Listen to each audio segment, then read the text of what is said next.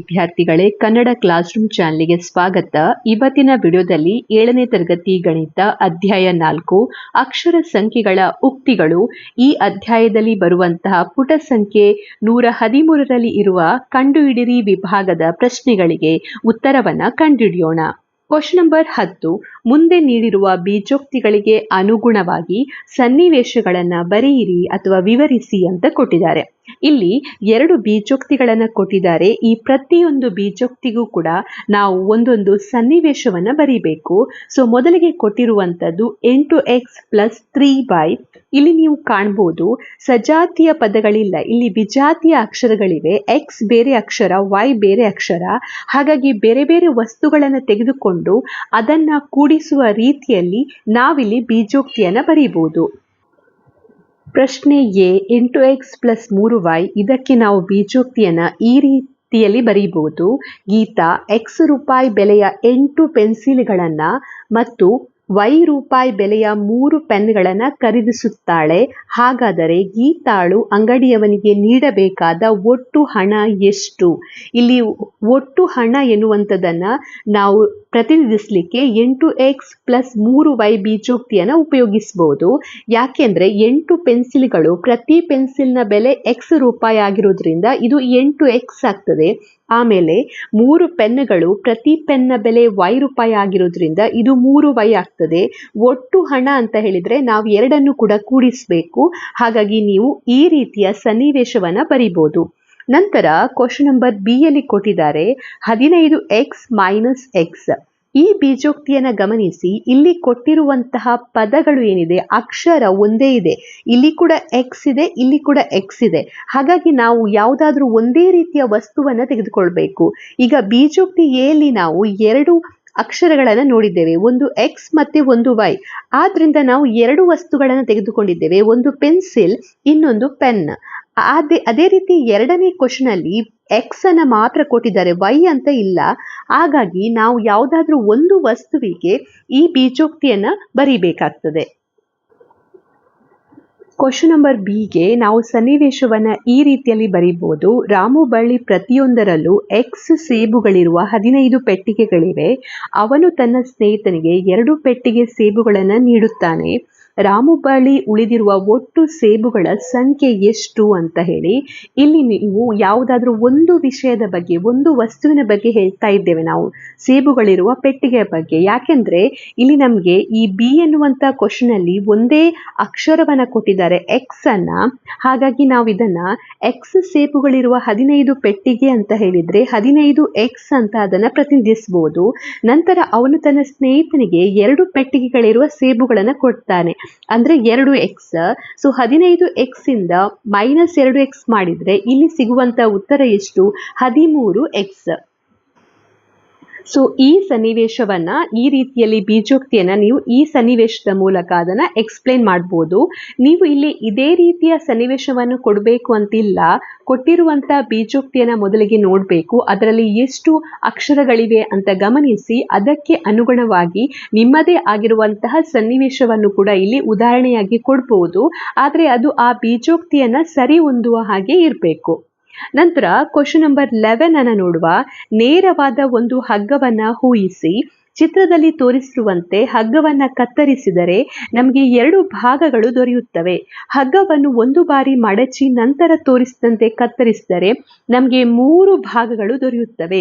ವಿನ್ಯಾಸವನ್ನ ಗಮನಿಸಿ ಹಾಗೂ ಹಗ್ಗವನ್ನ 10 ಬಾರಿ ಮಡಚಿ ಕತ್ತರಿಸಿದರೆ ದೊರೆಯುವ ಭಾಗಗಳ ಸಂಖ್ಯೆಯನ್ನ ಕಂಡುಹಿಡಿಯಿರಿ. ಹಗ್ಗವನ್ನ 6 ಬಾರಿ ಮಡಚಿ ಕತ್ತರಿಸಿದರೆ ದೊರೆಯುವ ಭಾಗಗಳ ಸಂಖ್ಯೆಗೆ ಬೀಜೋಕ್ತಿ ಯಾವುದು ಅಂತ ಬರೆಯಿರಿ ಅಂತ ಇಲ್ಲಿ ಕೇಳಿದ್ದಾರೆ. ಸೊ ಇಲ್ಲಿ ನೀವು ಇಲ್ಲಿ ಚಿತ್ರವನ್ನ ಗಮನಿಸಿ. ಒಂದು ಹಗ್ಗ ಇದೆ ಇಲ್ಲಿ ಮೊದಲನೇ ಚಿತ್ರದಲ್ಲಿ. ಈ ಹಗ್ಗವನ್ನ ಒಂದು ಸಲ ಕತ್ತರಿಸಿದ್ರೆ ಎಷ್ಟು ಭಾಗಗಳನ್ನ ನೀವಿಲ್ಲಿ ಕಾಣಬಹುದು? 1 ಮತ್ತೆ 2. ಸೊ ಹಗ್ಗವನ್ನ ಒಂದು ಸಲ ಕತ್ತರಿಸಿದ್ದಾರೆ, ಆಗ ಎಷ್ಟು ಭಾಗಗಳಾಗಿವೆ? 2 ಭಾಗಗಳಾಗಿವೆ. ನಂತರ ಇಲ್ಲಿ ನೀವು ಗಮನಿಸಿದ್ರೆ ಇಲ್ಲಿ ಮಡಿಚಲಿಲ್ಲ, ಹಗ್ಗವನ್ನ ಹಾಗೆ ಇಟ್ಟಿದ್ದಾರೆ, ಅಂದ್ರೆ ಮಡಿಚಿದ್ದು 0 ಸಲ. ನೆಕ್ಸ್ಟ್ ಎರಡನೇ ಚಿತ್ರದಲ್ಲಿ ಎಷ್ಟು ಸಲ ಇದನ್ನ ಮಡಚಿದ್ದಾರೆ, ಒಂದು ಫೋಲ್ಡ್ ಮಾಡಿದ್ದಾರೆ ಅಂದ್ರೆ ಒಂದು ಸಲ ಮಡಚಿದ್ದಾರೆ. ಹಾಗೆ ಹಗ್ಗವನ್ನ ಒಂದು ಸಲ ಕತ್ತರಿಸಿದಾಗ ನಮಗೆ ಎಷ್ಟು ಭಾಗಗಳು ಸಿಗ್ತವೆ? ಇಲ್ಲಿ ಇದು ಒಂದು ಭಾಗ, ಇದು ಒಂದು ಭಾಗ, ಹಾಗೆ ಇದು ಒಂದು ಭಾಗ, ಹಾಗೆ ಇದು ಒಂದು ಭಾಗ, ಅಂದ್ರೆ 3 ಭಾಗಗಳು ಸಿಗ್ತವೆ. ನೆಕ್ಸ್ಟ್ ಮೂರನೇ ಚಿತ್ರದಲ್ಲಿ ಇಲ್ಲಿ ಗಮನಿಸಿದ್ರೆ ಇಲ್ಲಿ ಹಗ್ಗವನ್ನ 2 ಸಲ ಮಡಚಿದ್ದಾರೆ, ಅಂದ್ರೆ 2 ಸಲ ಮಡಚಿದ್ದಾರೆ, ಒಂದು ಸಲ ಕತ್ತರಿಸಿದ್ದಾರೆ. ಆಗ ನಮಗೆ ಎಷ್ಟು ಭಾಗಗಳು ಸಿಕ್ಕಿದೆ? 1, 2, 3 ಮತ್ತೆ ನೀವಿಲ್ಲಿ ಕಾಣ್ಬೋದು 4 ಭಾಗಗಳು ಸಿಕ್ಕಿದೆ. ಸೊ ಈಗ ಇಷ್ಟು ಕೊಟ್ಟಿದ್ದಾರೆ. ನೆಕ್ಸ್ಟ್ ನಾವು ಅದನ್ನ ಫೈಂಡ್ ಔಟ್ ಮಾಡಬೇಕು. ಅಂದ್ರೆ 10 ಬಾರಿ ಮಡಿಚಿ ಕತ್ತರಿಸಿದರೆ ನಮಗೆ ಎಷ್ಟು ಭಾಗಗಳು ಸಿಗ್ತದೆ ಅಂತ ನಾವು ಫೈಂಡ್ ಔಟ್ ಮಾಡಬೇಕು. ಈಗ ನೀವು ಉದಾಹರಣೆಗೆ ಈ ಹಗ್ಗವನ್ನ ಈ ರೀತಿಯಲ್ಲಿ 3 ಸಲ ನೀವು ಮಡಚಿದ್ರೆ ನಿಮಗೆ ಎಷ್ಟು ಆಗ 3 ಸಲ ಮಡಚಿ ಒಂದು ಸಲ ಅದನ್ನ ಕತ್ತರಿಸಿದ್ರೆ ಆಗ ಎಷ್ಟು ಭಾಗಗಳು ಸಿಗ್ತದೆ? ಆಗ ನೀವಿಲ್ಲಿ ನೋಡ್ಬೋದು, ಇದು ಒಂದು ಭಾಗ, ಇದು ಎರಡನೇ ಭಾಗ, ಇದು ಮೂರನೇ ಭಾಗ, ಇದು ನಾಲ್ಕನೇ ಭಾಗ, ಇದು 5ನೇ ಭಾಗ. ಅಂದ್ರೆ 3 ಸಲ ಮಡಚಿ ಒಂದು ಸಲ ಕತ್ತರಿಸಿದ್ರೆ ನಮಗೆ 5 ಭಾಗಗಳು ಸಿಗ್ತದೆ. ಸೊ ಇದನ್ನ ಇಲ್ಲಿ ಕೊಟ್ಟಿರುವಂತ ಸಂಖ್ಯೆಗಳನ್ನ ಗಮನಿಸ್ತಾ ಹೋಗಿ.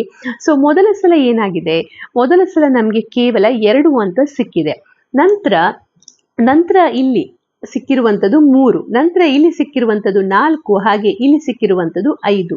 ಸೊ ಇಲ್ಲಿ ನೀವು ಯಾವುದಾದ್ರೂ ಒಂದು ಪ್ಯಾಟರ್ನ್ ಅನ್ನ ಗಮನಿಸ್ತಾ ಇದ್ದೀರಾ? ಸೊ ಇಲ್ಲಿ ನೀವು ಗಮನಿಸಬಹುದು, ನಾವು ಎಷ್ಟು ಸಲ ಮಡಿಸ್ತೇವೆ? ಇಲ್ಲಿ 0 ಸಲ ಮಡಿಸ್ತೇವೆ. ಹಾಗಾಗಿ ಇಲ್ಲಿ ನಮಗೆ ಕೇವಲ 2 ಭಾಗಗಳು ಸಿಕ್ಕಿದೆ. ಸೊ 0 + 2 ಅಂತ ಹೇಳ್ಬೋದು. ಇಲ್ಲಿ ನಾವು ಎಷ್ಟು ಸಲ ಮಡಚಿದ್ದೇವೆ? 1 ಸಲ ಮಡಚಿದ್ದೇವೆ. ಹಾಗೆ 1 + 2 ಅಂತ ಹೇಳ್ಬೋದು. ಇಲ್ಲಿ ನಾವು ಎಷ್ಟು ಸಲ ಮಡಚಿದ್ದೇವೆ? 2 ಸಲ ಮಡಚಿದ್ದೇವೆ. ಹಾಗೆ 2 + 2 ಅಂದ್ರೆ 4.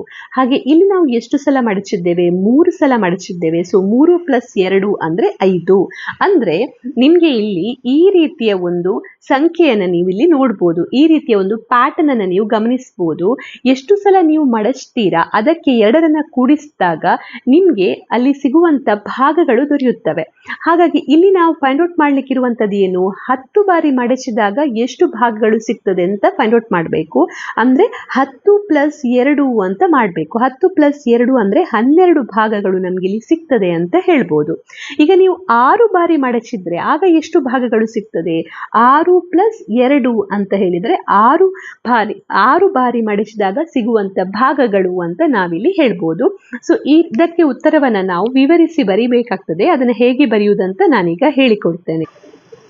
ಸೊ ಮೊದಲಿಗೆ ನಿಮಗೆ ಕೊಟ್ಟಿರುವಂತ ಹಗ್ಗವನ್ನ ಮಡಚದೆ ನೇರವಾಗಿ ಅದನ್ನ ಕತ್ತರಿಸಿದ್ರೆ, ಈ ರೀತಿಯಲ್ಲಿ ಕತ್ತರಿಸಿದ್ರೆ ನೀವಿಲ್ಲಿ 2 ಭಾಗಗಳನ್ನ ಕಾಣಬಹುದು. ಒಂದು ಇದು ಭಾಗ, ಹಾಗೆ ಒಂದು ಇದು ಭಾಗ. ಸೊ ಮಡಚದೆ ಒಂದು ಸಲ ಕತ್ತರಿಸಿದರೆ ದೊರೆಯುವಂತ ಭಾಗಗಳು ಎಷ್ಟು? ದೊರೆಯುವಂತ ಭಾಗಗಳು 2 ಅಂತ ಹೇಳ್ಬೋದು.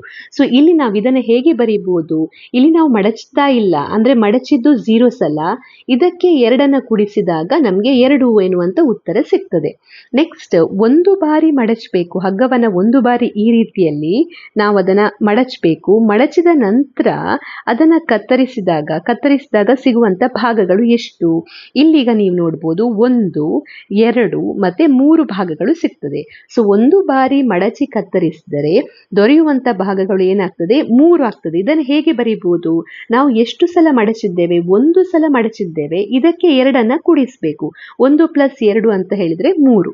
ನೆಕ್ಸ್ಟ್ ಹಗ್ಗವನ್ನ 2 ಬಾರಿ ಮಡಚಿ ಕತ್ತರಿಸಿದ್ರೆ, ಈಗ 2 ಬಾರಿ ನಾನು ಇದನ್ನ ಮಡಚ್ತೇನೆ, ನಂತರ ಇದನ್ನ ಈ ರೀತಿಯಲ್ಲಿ ಕತ್ತರಿಸಿದ್ರೆ ಇಲ್ಲಿ ಉಂಟಾಗುವಂತ ಭಾಗಗಳು ಎಷ್ಟು? 1, 2, 3 ಮತ್ತೆ 4 ಭಾಗಗಳು ಉಂಟಾಗ್ತದೆ.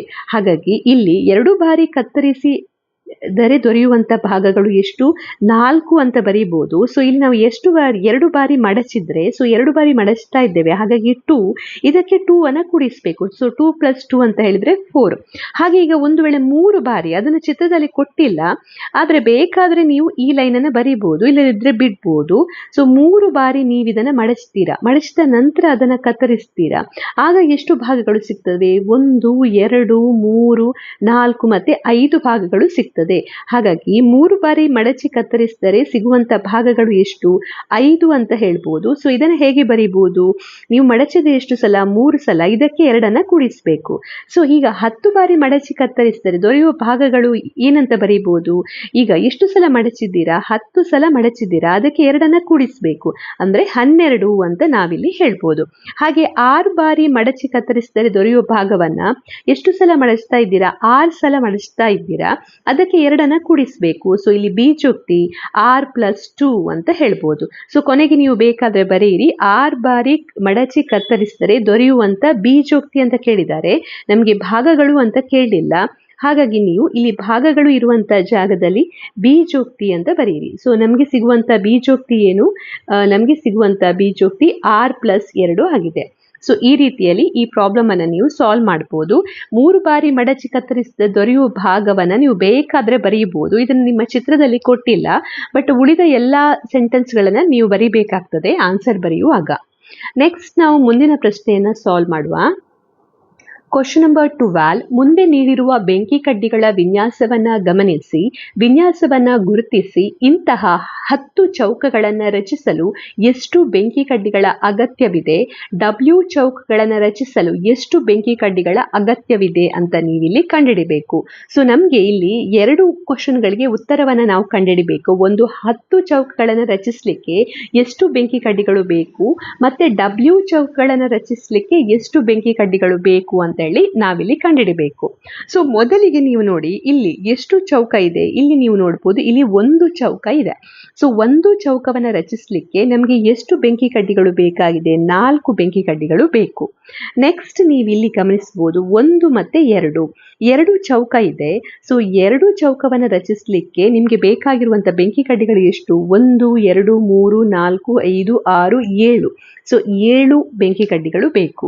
ನೆಕ್ಸ್ಟ್ ಚಿತ್ರದಲ್ಲಿ ನೀವಿಲ್ಲಿ ಕಾಣಬಹುದು, ಇಲ್ಲಿ ಎಷ್ಟು ಚೌಕಗಳಿವೆ? ಇಲ್ಲಿ 3 ಚೌಕಗಳಿವೆ. ಈ 3 ಚೌಕಗಳನ್ನು ರಚಿಸಲಿಕ್ಕೆ 1 2 3 4 5 6 7 8. ಸೊ 8 1 2 3 4 5 6 7 8 9 10 ಬೆಂಕಿ ಕಡ್ಡಿಗಳ ಅಗತ್ಯ ಇದೆ. ಸೊ ಇಲ್ಲಿ ನೀವು ಯಾವುದಾದ್ರೂ ಒಂದು ರಿಲೇಷನ್ ಅನ್ನ ಕಾಣ್ತೀರಾ? ನಿಮಗೆ ಏನು ಉತ್ತರ ಸಿಗ್ತಾ ಇದೆ ಅಂತ ನೋಡಿ. ಇಲ್ಲಿ ಪ್ರತಿ ಸಲ ಈಗ ಮೊದಲಿಗೆ 4 ಅಂತ ಇದೆ, ಈ 4ಗೆ 3 ಅನ್ನ ಆಡ್ ಮಾಡಿದಾಗ 7 ಸಿಗ್ತಾ ಇದೆ. ನೆಕ್ಸ್ಟ್ ಪುನಃ ಈ 7ಗೆ 3 ಅನ್ನ ಆಡ್ ಮಾಡಿದಾಗ 10 ಸಿಗ್ತಾ ಇದೆ. ಹಾಗಾಗಿ ನೆಕ್ಸ್ಟ್ ಏನು ಸಿಗ್ತದೆ ಅಂತ ಉತ್ತರ ಕಂಡುಹಿಡಿಬಹುದು ನಾವು ಈಸಿಯಾಗಿ. 10ಗೆ 3 ಅನ್ನ ಆಡ್ ಮಾಡಬೇಕು, ಆಗ ನಿಮ್ಗೇನು 13 ಎನ್ನುವಂತ ಉತ್ತರ ಸಿಗ್ತದೆ. ಸೊ 4 ಚೌಕವನ್ನು ರಚಿಸಲಿಕ್ಕೆ 13 ಬೆಂಕಿ ಕಡ್ಡಿಗಳ ಅಗತ್ಯ ಇದೆ. ಈಗ ನಾವು 10 ಚೌಕಗಳನ್ನು ರಚಿಸಲಿಕ್ಕೆ ಬೇಕಾಗುವಂತ ಬೆಂಕಿ ಕಡ್ಡಿಗಳನ್ನ ಫೈಂಡ್ ಔಟ್ ಮಾಡಬೇಕು. ಸೊ ಇಲ್ಲಿ ನಿಮ್ಗೆ ಏನಾದ್ರೂ ರಿಲೇಷನ್ ಕಾಣ್ತಾ ಇದೆಯಾ ಅಂತ ನೋಡ್ಬೇಕು ನೀವು. ಸೊ ಇಲ್ಲಿ ನೀವು ನೋಡ್ಬೋದು, ಪ್ರತಿ ನೆಕ್ಸ್ಟ್ ಸಂಖ್ಯೆಯನ್ನು ಫೈಂಡ್ ಔಟ್ ಮಾಡಬೇಕಾದ್ರೆ +3 ಮಾಡಬೇಕು. ಸೊ ಹಾಗಾಗಿ ನಾವಿಲ್ಲಿ ರಿಲೇಷನ್ ನ ಈ ರೀತಿಯಲ್ಲಿ ಬರೀಬಹುದು, 1 × 3 +1. ಅಂದ್ರೆ ಇಲ್ಲಿ 1 ಚೌಕವನ್ನು ರಚಿಸ್ತಾ ಇದ್ದೇವೆ ನಾವು. ಸೊ 1 × 3 +1. ಇದು 3 + 1 ಅಂತ ಹೇಳಿದ್ರೆ ಏನನ್ನ ಕೊಡ್ತದೆ? 4 ಕೊಡ್ತದೆ. ಹಾಗೆ ಇದನ್ನ ಹೇಗೆ ಬರೀತೀರಾ? ಇಲ್ಲಿ ಎಷ್ಟು ಚೌಕ ಇದೆ? 2 ಚೌಕ ಇದೆ. ಸೊ 2 × 3 +1. ಸೊ 6 + 1 ಅಂದ್ರೆ ಇದು ನಮಗೆ 7 ಕೊಡ್ತದೆ. ನೆಕ್ಸ್ಟ್ ಇಲ್ಲಿ ಈಗ ಎಷ್ಟು ಚೌಕ ಇದೆ? 3 ಚೌಕ ಇದೆ. ಸೊ 3 × 3 +1. ಇದು 9 + 1 ಅಂದ್ರೆ 10 ಕೊಡ್ತದೆ. ನೆಕ್ಸ್ಟ್ ನೀವು 13 ಅಂತ ಇದ್ರೆ ಅದನ್ನ ಹೇಗೆ ಬರೀತೀರಾ? 4 × 3 +1. ಸೊ 4 3 12 +1 ಅಂದ್ರೆ 13 ಕೊಡ್ತದೆ. ಸೊ ಈ ರೀತಿಯಲ್ಲಿ ನೀವು ಬರೀತಾ ಹೋಗ್ಬೇಕು. ಎಷ್ಟು ಚೌಕಗಳಿದೆ ಅಂತ ನಿಮ್ಗೆ ಗೊತ್ತಿರಬೇಕು. ಸೊ ಇಲ್ಲಿ ನಮ್ಗೆ ಕ್ವಶನ್ ಅಲ್ಲಿ ಕೇಳಿದ್ದಾರೆ 10 ಚೌಕಗಳನ್ನ ರಚಿಸಲಿಕ್ಕೆ. 10 ಚೌಕ ಅಂದ್ರೆ 10 × 3 +1 ಅಂತ ಮಾಡಬೇಕು. ಸೊ 10 × 3 ಅಂದ್ರೆ 30 +1 ಅಂದ್ರೆ ಇದು ನಮ್ಗೆ 31. ಎಷ್ಟು ಬೆಂಕಿ ಕಡ್ಡಿಗಳು ಬೇಕು? 31 ಬೆಂಕಿ ಕಡ್ಡಿಗಳು ಬೇಕು 10 ಚೌಕಗಳನ್ನು ರಚಿಸಲಿಕ್ಕೆ. ಹಾಗೆ W ಚೌಕಗಳನ್ನು ರಚಿಸಲಿಕ್ಕೆ ಹೇಗೆ ಬರೀತೀರಾ? W ಚೌಕ ಅಂದ್ರೆ W × 3 +1 ಅಂತ ಬರೀಬೇಕು. ಅಥವಾ ನೀವು 3W + 1 ಎನ್ನುವಂತ ಬೀಜೋಕ್ತಿಯನ್ನ ಬರೀಬಹುದು. ಸೊ ಈ ರೀತಿಯಲ್ಲಿ ನೀವು ವಿನ್ಯಾಸಗಳನ್ನ ನೋಡಿ ಪ್ಯಾಟರ್ನ್ ಅನ್ನ ಅರ್ಥ ಮಾಡಿಕೊಳ್ಬೇಕು. ಸೊ ನಾವೀಗ ಇದರ ಸೊಲ್ಯೂಷನ್ ಅನ್ನ ಬರಿತಾ ಹೋಗುವ.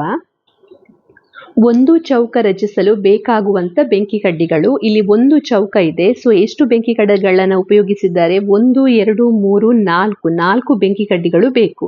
ಹಾಗಾಗಿ ನಾವಿಲ್ಲಿ ಬರೆಯುವ 4 ಅಂತ ಹೇಳಿ. ಹಾಗೆ ನೀವು ಇಲ್ಲಿ ಯಾವುದಾದ್ರೂ ಪ್ಯಾಟರ್ನ್ ನೋಡ್ತೀರಾ? ಇಲ್ಲಿಗ ಎಷ್ಟು ಚೌಕ ಇದೆ? ಒಂದು ಚೌಕ ಇದೆ. 1 ಗುಣಿಸು 3 ಪ್ಲಸ್ 1 ಅಂತ ಇದನ್ನ ಬರಿಬಹುದು. ನೆಕ್ಸ್ಟ್ 2 ಚೌಕವನ್ನ ರಚಿಸಲಿಕ್ಕೆ ಎಷ್ಟು ಬೆಂಕಿ ಕಡ್ಡಿಗಳು ಬೇಕು? ಇಲ್ಲಿ 2 ಚೌಕ ಇದೆ. 2 ಚೌಕ ಇದೆ.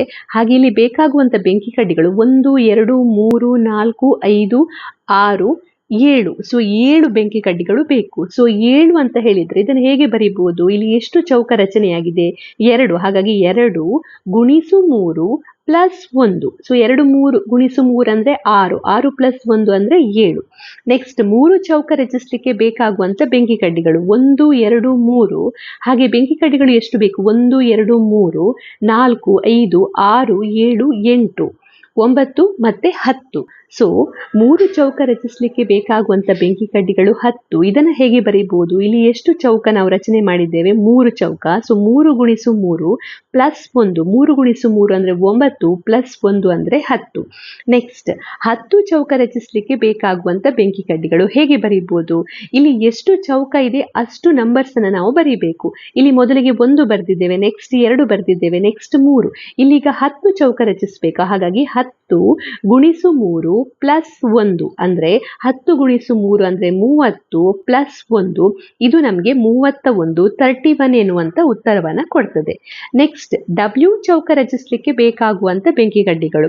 ಸೊ W ಚೌಕ ಅಂತ ಹೇಳಿದ್ರೆ W ಗುಣಿಸು 3 ಪ್ಲಸ್ 1 ಅಂತ ಬರಿಬೇಕು. ಅಥವಾ ನೀವು ಇನ್ನು ಶಾರ್ಟ್ ಫಾರ್ಮ್ ಅಲ್ಲಿ 3W ಪ್ಲಸ್ 1 ಅಥವಾ 3W ಪ್ಲಸ್ 1 ಅಂತ ಬರಿಬಹುದು. ಸೊ ಈ ರೀತಿಯಲ್ಲಿ ಕೊನೆಗೆ ಇದರ ಉತ್ತರವನ್ನು ನೀವು ಬರಿಬೇಕು.